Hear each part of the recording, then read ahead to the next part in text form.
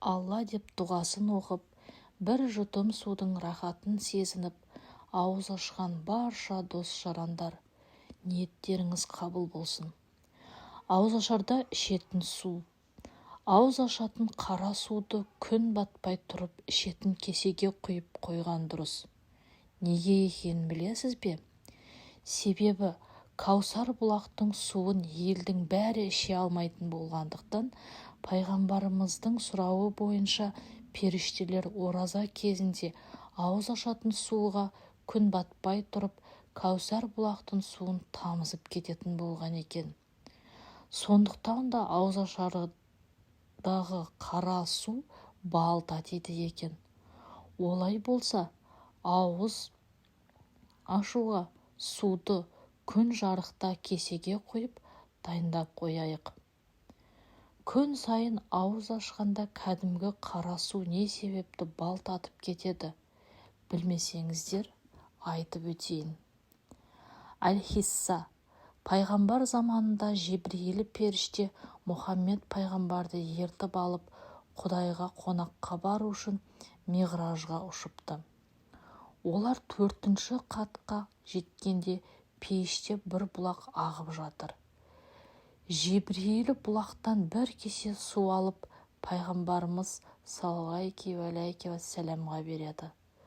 Ол суды ішеді де дәміне елтіп, рахаттан мас боп талып қалады. Пайғамбар есін жинап, бұл не су дейді. Бұл Каусар бұлағы. Қалай, ұнады ма? Деді Жебірейіл. Дәмі ғажап екен, бейне бір бал қосып қойғандай. Бұл бұлақ саған арналады, Мұхаммед. Кейінгі үмбетімде бұл бұлақтан су іше ме?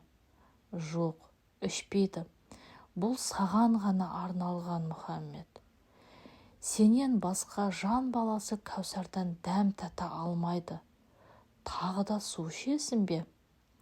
Жоқ, егер үмбетім ішпесе, мен де енді бұл бұлақтан су ішпеймін. Жалғыз өзім ұялмай, қалайса шу іше беремін. Менің Тәңірге айтар арызым бар. Үмбеттерім де Каусардан су ішсінші, деді пайғамбар. Сол кезде Тәңір тіл қатты.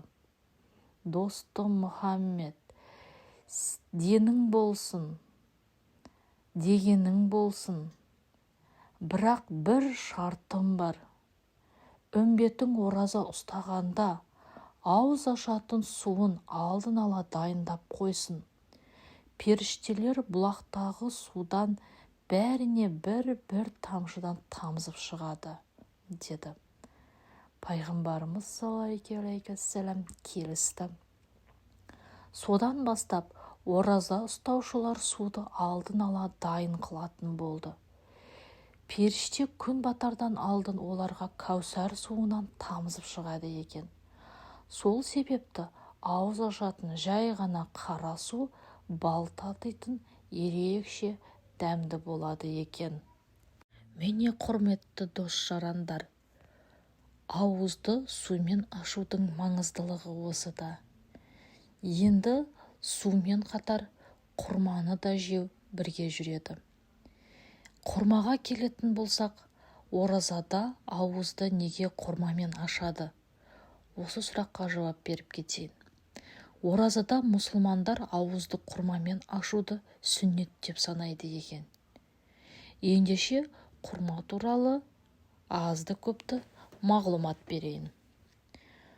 Құрма пальмалар тұқымдасына жататын тропикалық жеміс. Тігінен 24 метр биіктікке дейін өсетін құрма пальмасы көбіне ыстық климатты аймақтарда өседі. Құрма өсіру шаруашылығымен көбіне Сауд Арабиясы, Ирак, Алжир, Мысыр, Судан сынды мемлекеттер айналысады. Олар аталық және аналық болып бөлінеді. Құдайдың құдіреті шексіз. Төбе жағындағы әдемі шашақты жапырақтарының ұзындығы 5 метрге дейін жетеді. Ол 4-5 жылдан соң барып жеміс бере бастайды. Салмағы 8 килограммға дейін жететін бір шоғырына 1000-нан аса жеміс бітеді. әр ағашынан 40-80 килограмм арасында жеміс алуға болады. Бұл ағаш шамамен 150 жыл өмір сүреді. Құранда құрма туралы не делінгенін білесіз бе? Айша анамыздың айтуынша, пайғамбарымыз саллаллаху алейхи уассалам оразасын жас құрма болмаса кепкен құрмамен, ол болмаса сумен ашатын. Сол себепті құрмамен ауыз ашуды сүннет деп білген мұсылмандар қасиетті Рамазан айында дастарханға құрма қоюды игі дәстүрге айналдырған. Тіпті құрманы ауызашардың сәні деп те айтуға болғандай. Құрамындағы қант мөлшерінің көптігі ораза ұстаған адамның күні бойғы денесінің әлсірегенін кетіретіндігін айтқан мамандар құрманы жай уақытта да жиі жеп жүруге кеңес беруде. Құрма қасиетті Құранда аталған жемістердің бірі. Хазіреті Мариям Исаға алейхиссаламға толғатып қатты қиналғанда Аллах тағала мейірім білдіріп, оған құрма жеуді әмір еткен. Бұл жайлы Мариям сүресінде делінген. Сөйтіп тұрған толғақ қысып, құрма ағашына барып сүйенуге итермеледі. Қап, бұрын өліп, ұмытылып кеткенімде болар еді, деді қатты қиналып күйзелген анамыз. Сол сәт періште төменнен былай деп дауыстады: жабырқама, Раббың асты жағыңнан бір арық жасады. Құрма ботағын өзіңе қарай сілкіле, үстіңе жас құрмалар түссін. Содан іш, же, көз айым бол, делінген 23 және 26 аяттарда. Тағы бір аятта құрманың өсуінде құдіреттің белгілерін көруге болатындығын баяндаған. Анғам сүресіндегі 99. Көктен су түсіргенде Аллах кейіннен сол арқылы әртүрлі өсімдіктер шығардық. Ол өсімдіктен бір жас бұтақ, одан өсіп бір-бірінің үстіне мінгескен дәндер, масақтар өндіреміз. Құрма ағашынан жеміс толы салбырап тұрған бұтақтар, бұған қоса жүзім, зәйтүн, анар бақшаларын өсіреміз. Бұлардың кейбіреуі бір-біріне ұқсайды, кейбірі ұқсамайды. Алғаш жеміс салғанда және толық піскен кезде әрқайсысының жемісіне қараңдар.